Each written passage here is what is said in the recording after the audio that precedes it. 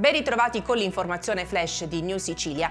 Matteo Messina Denaro comincerà oggi nel carcere di massima sicurezza alle Costarelle dell'Aquila, dove è stato trasferito dopo l'arresto di lunedì mattina la somministrazione della chemioterapia per curare il cancro. Intanto ieri il ministro della Giustizia Nordio ha firmato il decreto per il regime del 41 bis. È stato nominato il suo legale Lorenza Guttadauro, nipote del capomafia palermitano Giuseppe Guttadauro. Nei prossimi giorni sarà interrogato dai PM De Lucia e Guido. Grave incidente stradale ieri mattina a Siracusa lungo via Luigi Monti. A scontrarsi per cause ancora da accertare il conducente di un'auto e il guidatore di uno scooter.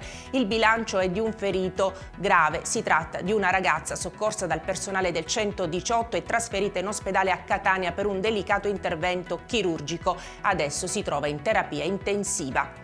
La legge di bilancio nazionale prevede la progressiva eliminazione del reddito di cittadinanza. Così Salvatore Geraci, il primo firmatario del gruppo parlamentare Sicilia Vera Sud Chiama Nord, dell'interrogazione in cui si chiede al Presidente della Regione, all'assessore alla famiglia e delle politiche sociali e del lavoro di sollecitare il governo regionale ad attivarsi presso tutte le sedi istituzionali competenti affinché venga mantenuto l'essenziale sostegno al reddito per le fasce di popolazione siciliana meno abbienti. 1 milione di euro per l'abbattimento delle liste d'attesa sia per le prestazioni ambulatoriali che per i ricoveri. Il Policlinico di Palermo rafforza la strategia per garantire l'accesso del cittadino alle cure in tempi congrui e ottiene dall'assessorato della salute il nulla osta all'utilizzo delle risorse regionali per il recupero delle liste d'attesa assegnate lo scorso anno e non spese. E con questa notizia per adesso è tutto, grazie per averci seguito e arrivederci.